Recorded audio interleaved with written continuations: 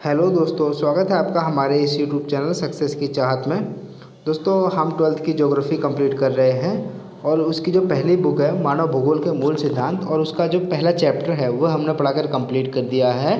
आज उस बुक के हम दूसरे चैप्टर के बारे में बात करेंगे, जिसका नाम है विश्व जनसंख्या घनत्व, वितरण एवं वृद्धि। तो चलिए दोस्तों, आज का समय ना वेस्ट करते हुए हम आज का टॉपिक स्टार्ट करते हैं। दोस्तों, जनसंख्या वितरण, आप इस शब्द का जो है अर्थ समझिए। इस शब्द का दोस्तों अर्थ यह है कि भूपृष्ठ पर लोग किस प्रकार रह रहे हैं। इस शब्द का अर्थ यह है कि लोग भूपृष्ठ यानी भूमि पर लोग किस प्रकार रह रहे हैं या वितरित हैं। ये दोनों एक ही शब्द है, रहना या वितरित होना, मतलब अलग अलग स्थानों में, पूरे भूपृष्ठ पर अलग अलग स्थानों में लोग किस प्रकार से रह रहे हैं। और दोस्तों, मैं आपको एक फैक्ट बताता हूँ। विश्व की जो 90% जो जनसंख्या है, विश्व की 90% जो जनसंख्या है वो विश्व के कुल 10% भाग पर रहती है। आप इसको ऐसे समझिए, जैसे ये पूरे विश्व की जनसंख्या है, ये मान लीजिए, और ये जो है ये पूरे विश्व का क्षेत्रफल है। ये जो 90% जो जनसंख्या है, ये 90% जनसंख्या है, और ये 10% जनसंख्या है, और ये 90% स्थल भाग है, और ये 10% स्थल भाग है। ये जो छोटे साइड में दिख रहा है ये 10% स्थल भाग है। तो ये जो 90% जो जनसंख्या है, ये विश्व के केवल 10% भाग पर रहती है। यानी इस भाग पर केवल 90% जनसंख्या है वो रहती है। जो विश्व की जो टोटली 90% जनसंख्या है वो विश्व के टोटली 10% क्षेत्रफल यानी भाग पर, स्थल भाग पर वो रहती है। और इस 90% जनसंख्या विश्व के 10% स्थल भाग पर रहती है। और विश्व की जो 60% जनसंख्या है वो विश्व के 10 बड़े देशों में रहती है। जो विश्व की 60% जनसंख्या है वो विश्व के सिर्फ 10 बड़े देशों में रहती है। और जो 10 बड़े देश हैं उसमें से 7 देश एशिया महाद्वीप में स्थित हैं। जो विश्व के जो 10 बड़े देश हैं उन 10 बड़े देशों में 7 बड़े देश एशिया महाद्वीप में स्थित हैं, और इसी में भारत और चाइना भी है। और आपको तो पता ही है दोस्तों कि चाइना जो है जनसंख्या के मामले में पहले स्थान पर है और भारत जो है दूसरे स्थान पर है। इसीलिए ये दो देश एशिया की जनसंख्या को ज़्यादा करने में बहुत महत्वपूर्ण भूमिका निभाते हैं, क्योंकि ये दोनों पहले और दूसरे स्थान के नंबर वाले देश हैं जिसकी जनसंख्या इतनी है, मतलब बहुत ज़्यादा जनसंख्या है। तो चलिए दोस्तों, नेक्स्ट टॉपिक देखते हैं हम। नेक्स्ट टॉपिक है जनसंख्या का घनत्व। जनसंख्या घनत्व, पहले आप इसकी परिभाषा देख लीजिए कि जनसंख्या घनत्व होता क्या है। दोस्तों, इसकी जो परिभाषा यह है कि प्रति वर्ग किलोमीटर में रहने वाले लोगों की जनसंख्या। आप दोबारा सुन लीजिए दोस्तों, एक वर्ग प्रति किलोमीटर में रहने वाले लोगों की जनसंख्या क्या है, उसे ही जनसंख्या का घनत्व कहते हैं। इसका एक फॉर्मूला होता है दोस्तों जनसंख्या घनत्व का। जो जिस क्षेत्र की जो कुल जनसंख्या होती है उसे हम ऊपर रखते हैं। क्षेत्र की, जैसे मैं आपको बताऊँ एग्जाम्पल के थ्रू, जैसे मतलब जिस क्षेत्र की जो जनसंख्या है, कुल जनसंख्या, उसे हम ऊपर रख लेंगे और उसे जो है कुल क्षेत्रफल से उससे भाग दे देंगे। जैसे किसी क्षेत्र का क्षेत्रफल है, ये कोई क्षेत्र है और इस क्षेत्र का जो क्षेत्रफल है ये 100 वर्ग किलोमीटर है, ये ठीक है। और इस क्षेत्रफल में जो लोग रहते हैं वो 1.5 लाख लोग रहते हैं। तो मतलब इस क्षेत्र की जो टोटली जनसंख्या है वो 1.5 लाख है, और लेकिन जो इसका क्षेत्रफल है वो 100 वर्ग किलोमीटर है। तो इधर देखिए दोस्तों, एग्जाम्पल ये उसी का एग्जाम्पल है।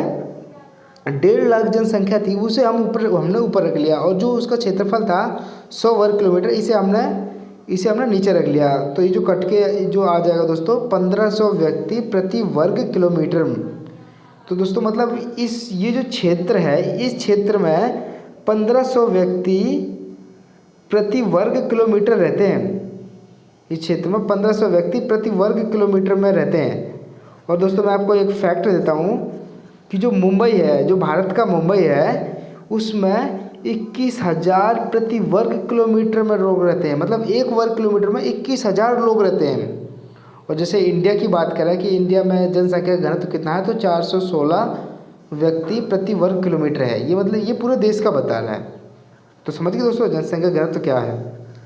और इसे इसके हम वो देख लेते हैं दोस्तों, जनसंख्या घनत्व मतलब किसे हम सघन आबादी वाले क्षेत्र कहेंगे और किसे मध्यम आबादी वाले क्षेत्र कहेंगे, ये देख लेते हैं दोस्तों। जहाँ पे 200 व्यक्ति प्रति वर्ग किलोमीटर या उससे अधिक रहते हों, जहाँ जिस क्षेत्र में 200 व्यक्ति प्रति वर्ग किलोमीटर या उससे अधिक लोग रहते हों वो उसे सघन आबादी वाले क्षेत्र कहा जाता है उन्हें। और जिस क्षेत्र में 11 से 50 व्यक्ति प्रति वर्ग किलोमीटर रहते हो उन्हें मध्यम आबादी वाला क्षेत्र कहा जाता है। और जिस क्षेत्र में एक व्यक्ति या उससे कम रहते हो उन्हें निम्न आबादी वाला क्षेत्र कहा जाता है। तो इन्हें ध्यान रखिएगा दोस्तों, आ जाता है एग्जाम में कई बार। और दोस्तों ये मैं मोस्ट इम्पोर्टेंट क्वेश्चन आपको बताने वाला हूँ, CBSE का बहुत फेवरेट क्वेश्चन है ये, हर बार एग्जाम में पूछती है CBSE, तो इसे आप अच्छी तरीके से ध्यान से समझिए। जनसंख्या वितरण को प्रभावित करने वाले कारक, मतलब ऐसे कौन कौन से कारक हैं जो जनसंख्या के वितरण को प्रभावित करते हैं, मतलब ऐसे कौन कौन से कारक हैं जो जनसंख्या के वितरण को प्रभावित करते हैं। तो इसके जो 3 महत्वपूर्ण कारक हैं, एक है भौगोलिक कारक और एक है आर्थिक कारक और एक है सामाजिक कारक। तो चलिए दोस्तों एक एक देखते हैं हम। भौगोलिक कारक में तो दोस्तों जो सबसे पहले है वो है जल की उपलब्धता। दोस्तों मतलब लोग इस ऐसी जगह पर रहना पसंद करेंगे जहाँ पर उन्हें पर्याप्त जल की मात्रा उपलब्ध हो सके। क्यों? क्योंकि जल जो है वो रोज़मर्रा के इस्तेमाल की चीज़ है दोस्तों। खाने पीने, नहाने धोने, हर एक चीज़ में जल की आवश्यकता होती है। खेती करने मतलब हर एक चीज़ में जल की आवश्यकता होती है। तो लोग वहीं रहना पसंद करेंगे ना जहाँ उन्हें जल की उपलब्धता हो, जहाँ उन्हें आसानी से जल प्राप्त हो सके। और इसका जो दूसरा महत्वपूर्ण कारक है वो है भू आकृति। दोस्तों मतलब लोग ऐसी जगह पे रहना पसंद करेंगे जहाँ पे भू आकृति समतल हो, अच्छा हो। तो क्योंकि जो भू आकृति, अगर उच्च स्थानों पर लोग रहते हैं, ऐसे स्थान हो जो भू आकृति जहाँ पर उच्च स्थान हो। क्यों? क्योंकि अगर बाढ़ आती है, जैसे कभी बाढ़ आ गई तो मतलब जो ऊंचे वाले स्थान हैं उन पर बाढ़ का पानी नहीं घुस पाएगा और जो नीचे वाले स्थान हैं उन पर बाढ़ का पानी घुस जाएगा। तो मतलब लोग ऐसी जगह पर रहना पसंद करेंगे, मतलब उच्च स्थानों पर लोग रहना पसंद करेंगे। और जो जलवायु है ये भी एक महत्वपूर्ण कारक निभाती है भौगोलिक कारक में, जनसंख्या के वितरण को प्रभावित करने में। क्यों? क्योंकि लोग अनुकूल जलवायु में रहना पसंद करते हैं। नहीं उन्हें अत्यधिक सर्दी में वो रह सकते हैं और ना ही वो अत्यधिक गर्मी में रह सकते हैं। लेकिन दोस्तों जो हमारे देश के जवान हैं दोस्तों, वो मतलब सर्दी हो या गर्मी हो उन्हें कोई फ़र्क नहीं पड़ता। हमारे देश के जवान हमारी सुरक्षा के लिए वो दिन रात बॉर्डर पर ऐसे ही पहरा देते हैं, चाहे उन्हें बिल्कुल सर्दी हो चाहे उन्हें गर्मी हो। तो दोस्तों हमारा भी फ़र्ज़ बनता है कि हम उनके लिए कुछ करें। अगर कुछ नहीं तो कम से कम हम जवान हैं जो हमारे देश के, उनकी हम सिर्फ रेस्पेक्ट ही कर सकें वही बहुत है। चलिए दोस्तों नेक्स्ट कारक देखिए। नेक्स्ट कारक है मृदा। मृदा भी दोस्तों महत्वपूर्ण कारक निभाती है, क्योंकि लोग ऐसे स्थानों पर रहना पसंद करते हैं जहाँ पर मृदा अच्छी हो, जहाँ पर खेती करने के लायक वह मिट्टी हो। क्यों? क्योंकि अगर लोग खेती नहीं कर पाएंगे तो लोग वहाँ पे थोड़ी रहना पसंद करेंगे। लोग तो वहीं रहेंगे ना जहाँ पे वे लोग खेती कर सकें और अपने भरण पोषण कर सकें। और इसका जो दोस्तों दूसरा कारक है वो है आर्थिक कारक। आर्थिक मतलब जहाँ से लोगों को अर्निंग होती है, लोग ऐसे स्थानों पर रहना पसंद करते हैं। और इसका जो पहला पॉइंट है वो है खनिज। दोस्तों मतलब कि ऐसे स्थानों पर लोग रहेंगे जहाँ पर उन्हें खनिज अच्छा आसानी से मिल जाए, जिसे बेचकर या फिर उस जगह पर काम करके वो अपना गुजर बसर कर सकें। और नगरीकरण भी दोस्तों जनसंख्या वितरण को प्रभावित करना महत्वपूर्ण कारक निभाता है, क्योंकि लोग वहीं रहना पसंद करते हैं जहाँ पर उन्हें अत्यधिक सुविधाएं मिलती हों। और दोस्तों जो नगर है उनमें इन्हें अच्छी खासी सुविधाएं मिलती है, रहने की सुविधा, शिक्षा, अच्छी शिक्षा है, उच्च शिक्षा बिल्कुल ठीक है। और जो वहाँ पे सुख सुविधाएं हैं, फैसिलिटीज़ हैं, वहाँ पे अच्छी फैसिलिटीज़ होती है नगरों में, शहरों में। तो मतलब लोग वहीं पर रहना पसंद करते हैं। और एक जो सबसे महत्वपूर्ण कारक है जो आर्थिक कारक में, वो है औद्योगिकरण। क्यों? क्योंकि इससे लोगों को रोज़गार मिलता है, इससे लोगों की अर्निंग होती है। तो लोग रोज़गार के लिए तो लोग गांव से शहरों में आते हैं। किस लिए आते हैं लोग? रोज़गार के लिए, रोटी कपड़ा मकान के लिए, कुछ कमाने के लिए। तो दोस्तों जो औद्योगिकरण है, यहाँ पर उद्योग होते हैं कई सारे, तो उनसे इन्हें अर्निंग होती है। क्यों? क्योंकि उसमें वो काम करते हैं, मजदूरी करते हैं। और दोस्तों जो तीसरा कारक है वो सामाजिक कारक है। कई लोग सामाजिक कारणों से भी जनसंख्या वितरण को प्रभावित करते हैं और वहाँ पे रहते हैं। दोस्तों चलिए दोस्तों नेक्स्ट टॉपिक देखते हैं हम क्या है। नेक्स्ट टॉपिक है दोस्तों जनसंख्या वृद्धि। जनसंख्या वृद्धि क्या होती है इसे हम देखते हैं। जनसंख्या जो वृद्धि है वह होती है जनसंख्या वृद्धि अथवा जनसंख्या परिवर्तन से अभिप्राय है किसी क्षेत्र में निश्चित अवधि के दौरान बसे हुए लोगों की संख्या में परिवर्तन से है। यह धनात्मक परिवर्तन भी हो सकता है और यह ऋणात्मक परिवर्तन भी हो सकता है।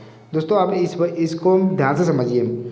ये जो है ये मान लीजिए आप एक समय अंतराल है, ये दोनों के भी जैसे ऊपर मैंने बना रखा है, ये समय अंतराल है, ये निश्चित समय है और इस समय में जनसंख्या में कोई भी परिवर्तन होना मतलब ये तो इतने समय में जैसे एक साल के अंदर है, एक साल का समय हम मान लेते हैं, मान कर चलते हैं, एक साल के समय में या तो जनसंख्या बढ़ेगी या जनसंख्या घटेगी, या जनसंख्या बढ़ेगी या जनसंख्या घटेगी या जनसंख्या स्थिर होगी। तीन ही कंडीशन हो सकती है।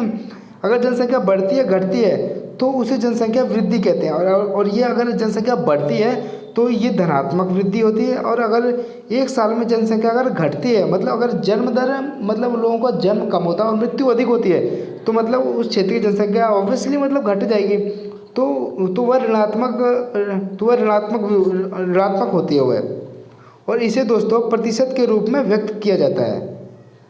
चलिए दोस्तों नेक्स्ट टॉपिक वो देखते हैं। ये जो एक नंबर का क्वेश्चन है दोस्तों इसे मैं बता देता हूँ क्योंकि ये भी सीबीएसई में आ जाते हैं कई बार, एक नंबर में जो चॉइस वाले क्वेश्चन होते हैं उनमें आते हैं कि जनसंख्या की वास्तविक वृद्धि किसे कहते हैं। इसे देखिए दोस्तों, जो एक निश्चित समय अंतराल है, मान लीजिए आप एक साल का ही समय मानिए, इस समय में जो जन्म हुए हैं, जितने बच्चों के जन्म हुए एक साल में और जितने लोगों की मृत्यु हुई है, तो जितने बच्चों का जन्म हुआ है और जितने की मृत्यु हुई है तो मतलब जन्म में से आप मृत्यु को घटा दीजिए तो जनसंख्या की प्राकृतिक वृद्धि आ जाएगी। मतलब जो टोटली बच्चों के जन्म हुए हैं और टोटली जो मरे हैं तो आप जन्म में से मृत्यु को माइनस कर दीजिए तो बस आपकी जनसंख्या की प्राकृतिक वृद्धि आ जाएगी। और इसका नेक्स्ट टॉपिक देखते हैं दोस्तों।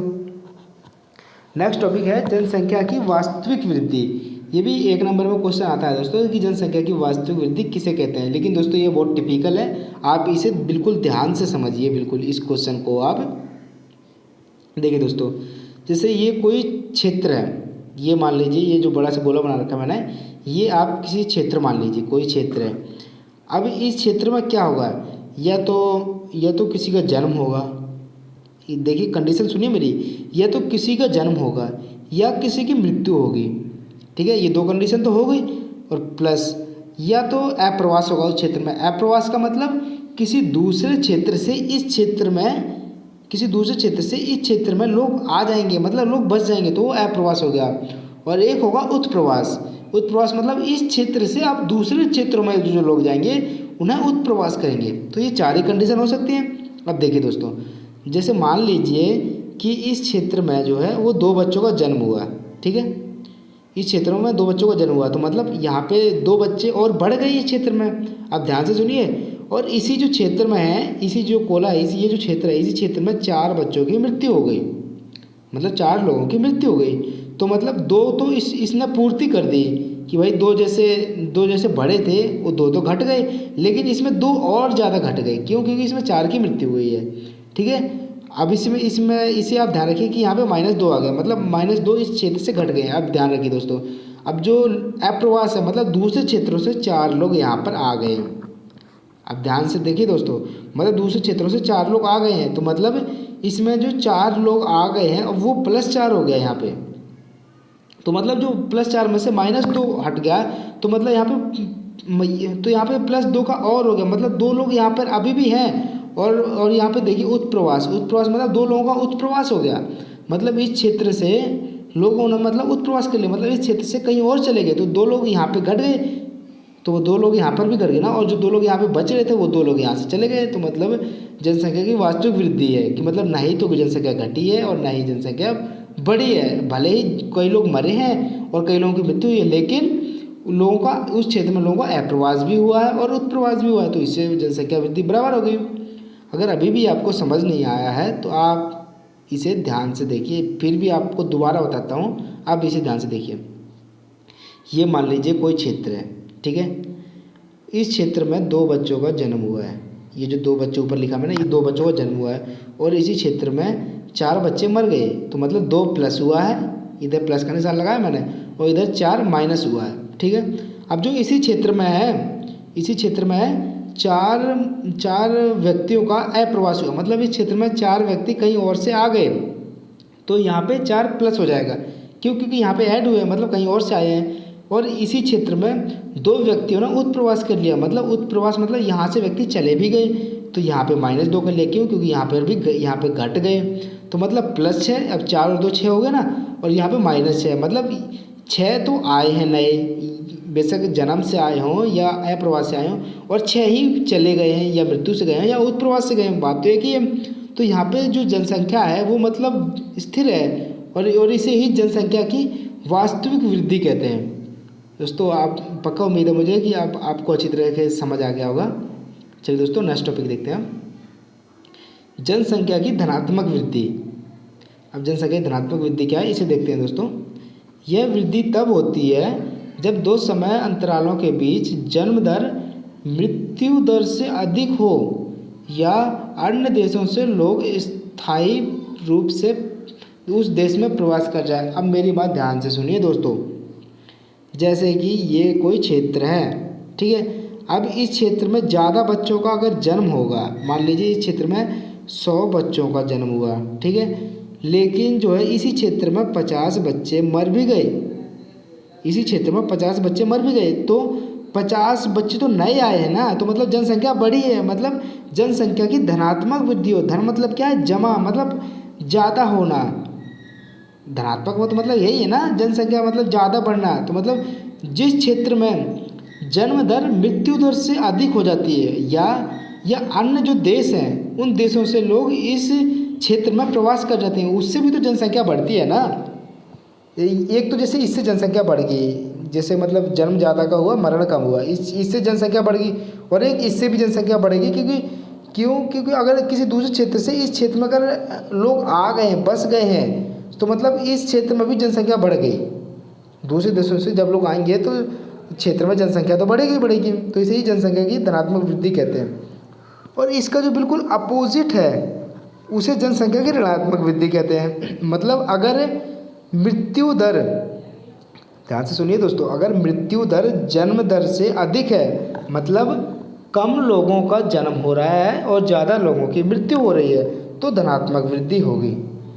या है दोस्तों, इस बात को ध्यान रखिए बीच में, या इस देश से, मतलब इस क्षेत्र से अन्य देशों में लोग उत्प्रवास कर जाएं तो भी जनसंख्या की ऋणात्मक वृद्धि होगी। क्यों? क्योंकि जब इस क्षेत्र से अन्य देशों में लोग चले जाएंगे तो यहाँ से जनसंख्या घट जाएगी इस क्षेत्र से, तो जनसंख्या की ऋणात्मक वृद्धि वैसे ही होगी। क्यों? जनसंख्या कम होना ही जनसंख्या की ऋणात्मक वृद्धि होती है। दोस्तों ये टॉपिक भी आपको समझ आ गया होगा। अब चलिए दोस्तों नेक्स्ट टॉपिक देखते हैं, जनसंख्या परिवर्तन के घटक। मतलब ऐसे कौन कौन से परिवर्तन हैं जिससे जनसंख्या के परिवर्तन होते हैं, मतलब ऐसे कौन कौन से घटक हैं जिससे जनसंख्या में परिवर्तन आता है। एक तो जन्म दर हो गया, और एक मृत्यु दर अभी बताया दोस्तों, और एक प्रवास। दोस्तों जो प्रवास है वो एक स्थान से किसी दूसरे स्थान पर जाना होता है, और इसमें जो एक 4 वर्ड हैं मैं आपको इनके मतलब बताता हूँ। इसका जो पहला वर्ड है उद्गम स्थान। उद्गम स्थान जो दोस्तों वह होता है, मैं आपको 2 देशों से आपको एग्जांपल देकर बताता हूँ। जैसे इंडिया और चाइना का एग्जांपल लेते हैं। अब जो लोग इंडिया से चाइना जाएंगे, तो इंडिया से जो लोग गए ना, वह उनका उद्गम स्थान था। जहाँ से लोग गए वो उनका उद्गम स्थान था, और जहाँ पर गए वो है गंतव्य स्थान। जहाँ पर गए गंतव्य मतलब उनका जो क्षेत्र जहाँ पर वो जा रहे हैं, गंतव्य जहाँ पर वो पहुँच रहे हैं, उसे ही गंतव्य स्थान कहा जाता है। मतलब जहाँ से जा रहे हैं उसे उद्गम स्थान, और जहाँ पर गए हैं उसे गंतव्य स्थान कहते हैं दोस्तों। और ये अप्रवास और उत्प्रवास, इसको मैंने अभी आपको बताया ऊपर है कि अप्रवास क्या होता है और उत्प्रवास क्या होता है। अप्रवास दोस्तों वह होता है जब किसी क्षेत्र से इस क्षेत्र में, जैसे ये एक क्षेत्र है और ये एक क्षेत्र है, ठीक है, इसे मान लीजिए आप ये ए है और ये मान लीजिए बी है, ठीक है। तो जब ए क्षेत्र से दूसरे क्षेत्र में जब लोग जाएंगे, ए क्षेत्र से जब दूसरे क्षेत्र में जाएंगे, तो यहाँ से लोग जो यहाँ पर जाएंगे तो वो उत्प्रवास हो गया। यहाँ से जब यहाँ गए तो उत्प्रवास हो गया यहाँ के लिए, और जब बी क्षेत्र से यहाँ पर आएंगे लोग तो वह होगा अप्रवास। ये मैंने ऊपर भी बताया आपको, इससे समझ आ गया होगा आपको। दोस्तों चलिए नेक्स्ट टॉपिक देखते हैं हम। नेक्स्ट टॉपिक है प्रवास को प्रभावित करने वाले कारक, मतलब ऐसे कौन कौन से जो कारक हैं जो प्रवास को प्रभावित करते हैं उसे हम देख लीजिए। दोस्तों जो प्रवास है वो लोग अपनी मर्ज़ी से नहीं करते दोस्तों, उनकी मजबूरी होती है दोस्तों। क्यों? क्योंकि कोई अपने शौक़ से अपनी जन्मभूमि को नहीं छोड़ना चाहता है दोस्तों। ठीक है, और इसके जो कारक हैं वो देखते हैं हम क्या क्या हैं। एक तो प्रतिकर्ष कारक हैं और एक अपकर्ष कारक हैं। इसे याद करने का एक तरीका है दोस्तों। प्रतिकर्ष मतलब आप प्रतिकूल समझ लिए, मतलब उस इंसान के ऐसे कारक जो उस इंसान के लिए सूटेबल ना हो, और ये अपकर्ष ऐसे कारक हैं जो उस इंसान के लिए प्रवास करने में सूटेबल हों। देखते हैं दोस्तों प्रतिकर्ष कारक में बेरोजगारी। दोस्तों अगर बेरोजगारी होगी किसी क्षेत्र में तो उस क्षेत्र से लोग ऑब्वियसली प्रवास करेंगे, क्योंकि जब वहाँ पे रोजगार ही नहीं मिलेगा तो लोग दूसरे क्षेत्रों में प्रवास करेंगे रोजगार के लिए। अगर वहाँ पे रहन सहन की दशाएँ निम्न होगी, अच्छी नहीं होगी रहन सहन की दशाएँ, तो ऐसे भी लोग प्रवास करेंगे। और जलवायु अगर प्रतिकूल होगी, अगर ज़्यादा ठंडी होगी, ज़्यादा गर्मी होगी, जैसे जैसे भूमध्य रेखीय जो क्षेत्र है वहाँ पर ज़्यादा गर्मी होती है, तो मतलब वहाँ पर लोग नहीं रहते हैं। ठीक है, और प्राकृतिक आपदाएँ जहाँ पर आती होंगी तो वहाँ पर भी लोग नहीं रहेंगे। और इसके जो अपकर्ष कारक हैं उसे देखते हैं। इसके अपकर्ष कारक हैं रहन सहन की अच्छी दशाएँ, जहाँ पर रहन सहन की अच्छी दशाएँ होंगी लोग वहीं पर रहना पसंद करेंगे। ठीक है दोस्तों, और जहाँ पर रोजगार अच्छे से मिलेगा वहाँ पर लोग रहेंगे, और अनुकूल जलवायु में रहेंगे। जहाँ शांति एवं स्थायित्व होगा वहीं पर लोग रहेंगे। दोस्तों अब मैं आपको 5 मार्क्स का सबसे महत्वपूर्ण प्रश्न बताने वाला हूँ। महत्वपूर्ण टॉपिक है ये, और ये एग्ज़ाम में आता भी है। सीबीएसई एग्ज़ाम में बहुत बार ये पूछता है जननांगीय संक्रमण का सिद्धांत क्या है, और ये 5 मार्क्स में आता है दोस्तों। तो इसे आपको बिल्कुल ध्यान से समझना है कि ये है क्या और इसके अंदर होता क्या है।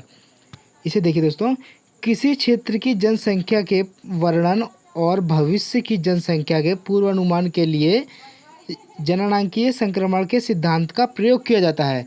मतलब कि जिस क्षेत्र की जो जनसंख्या है उसका वर्णन एवं भविष्य की जनसंख्या के पूर्वानुमान के लिए इस सिद्धांत का जो है वह प्रयोग किया जाता है। अब ये नीचे देखिए, मैं आपको अच्छे से समझाता हूँ। जब व्यक्ति ग्रामीण, खेतीहर और अशिक्षित से, जब व्यक्ति प्रारंभ में गांव में ग्रामीण होते हैं, खेतों में काम करते हैं और ये अशिक्षित भी होते हैं। जब व्यक्ति ग्रामीण, खेतीहर एवं अशिक्षित से नगरीय, औद्योगिक एवं शिक्षित हो जाते हैं।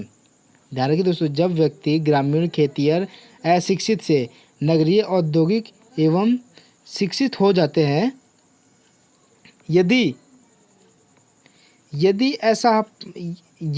यह परिवर्तन होता है तो उच्च जन्म दर और उच्च मृत्यु से निम्न जन्म दर एवं निम्न मृत्यु दर हो जाती है। और ये परिवर्तन 3 अवस्थाओं में होते हैं, और इसे ही जननांगीय संक्रमण कहा जाता है। मतलब शुरुआत में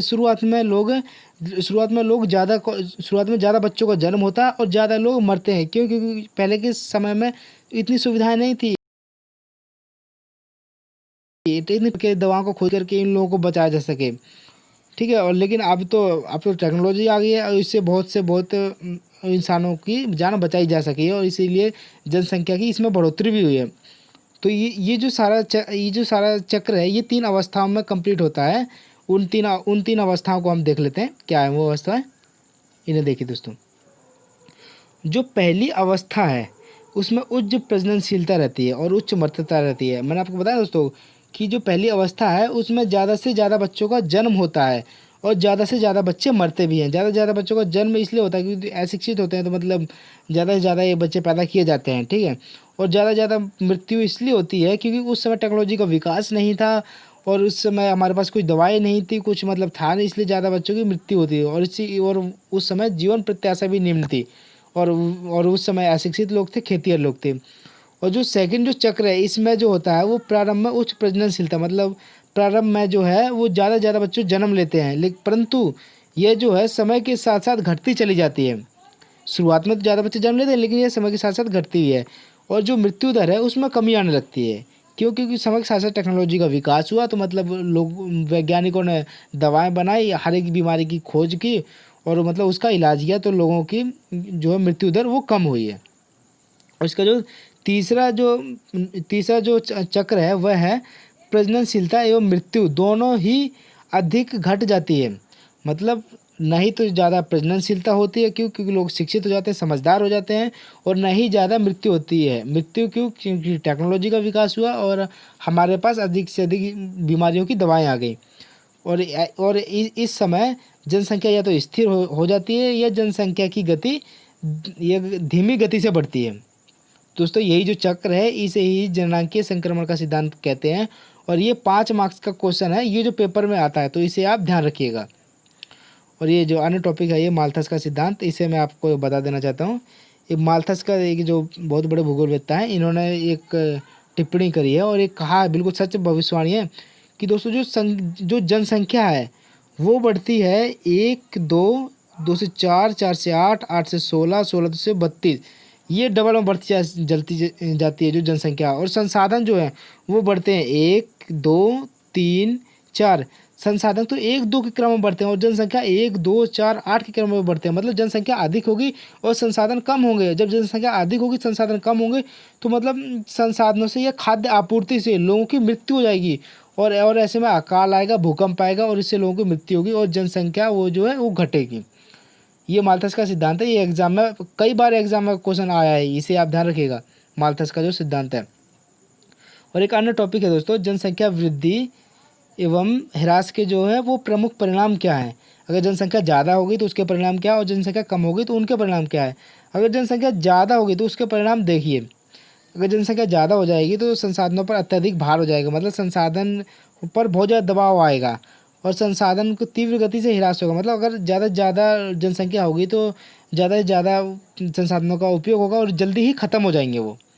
जनसंख्या के भरण पोषण में कठिनाई आती है, सरकार की योजना बनाने में सरकार को कठिनाई आती है, और विकास की जो गति है वो अवरुद्ध हो जाती है। मतलब देश का जो विकास है वो तेज़ गति से नहीं हो पाता है। और जनसंख्या के ह्रास के जो परिणाम है वो ये देख लीजिए, संसाधनों का पूर्ण उपयोग नहीं हो पाता। मतलब जब जनसंख्या कम हो गई और संसाधन ज़्यादा होंगे तो संसाधनों का पूर्ण उपयोग नहीं हो पाएगा, और ऐसे में देश का जो भविष्य है वो चिंता की निराशा में डूब जाता है। ठीक है दोस्तों, और देखिए ये जो लास्ट टॉपिक है आज का, वह विज्ञान एवं प्रौद्योगिकी ने किस प्रकार जनसंख्या वृद्धि में सहायता की है। ये दोस्तों बिल्कुल सत्य बात है कि विज्ञान एवं प्रौद्योगिकी ने जनसंख्या वृद्धि में बहुत ज़्यादा सहायता की है। क्यों? क्योंकि पहले के समय में ये नहीं थे, तो पहले के समय में विज्ञान एवं प्रौद्योगिकी नहीं थी, टेक्नोलॉजी नहीं थी हमारे पास, तो ज़्यादा से ज़्यादा लोगों की मृत्यु होती थी। क्यों? क्योंकि उस समय दवाएं नहीं खोजी जा सकी थी, नहीं उस समय वैक्सीन, मतलब सॉरी दोस्तों वैक्सीन नाम ले दिया, मतलब किसी भी उसकी दवाई नहीं खोजी जा सकी थी पहले, इसीलिए पहले मृत्यु ज़्यादा होती थी। और आज के जो समय है उसमें जो वैज्ञानिक हैं, जो डॉक्टर्स हैं, उन्होंने हर एक बीमारी की दवा खोज ली है, इसीलिए लोगों को वो बीमारियों से बचा रहे हैं, और इससे जनसंख्या में वृद्धि हो रही है। तो दोस्तों जो आज का जो टॉपिक था वो हमारा समाप्त हो गया है, विश्व जनसंख्या। दोस्तों अब कैसी लगी वीडियो, अब आप हमें कमेंट करके बताइए, और आप हमारे चैनल को लाइक करें, सब्सक्राइब करें, एंड इसे शेयर भी करें। दोस्तों आपको ऐसी रेगुलर वीडियो मिलती रहेंगी ज्योग्राफी की। मैं आपसे प्रॉमिस करता हूं दोस्तों कि जो ज्योग्राफी है वो मैं आपकी 10 से 15 दिन के आप मिनिमम मान के चलिए 20 जून तक, और आप मेरा ये टारगेट है कि 20 जून तक मैं आपको जो ज्योग्राफी है उसकी दोनों बुक को बेहतरीन तरीके से इसी तरीके से नोट्स के ज़रिए मैं आपको पढ़ाकर तैयार कर दूंगा। और इस वीडियो के जो डिस्क्रिप्शन है उस पर मैं इस वीडियो का लिंक भी दे दूंगा, जहां से आप इसे डाउनलोड कर सकते हैं और इसका रिवीजन कर सकते हैं। तो चलिए दोस्तों, वीडियो देखने के लिए बहुत बहुत धन्यवाद। Thank you. हम नेक्स्ट वीडियो मिलते हैं।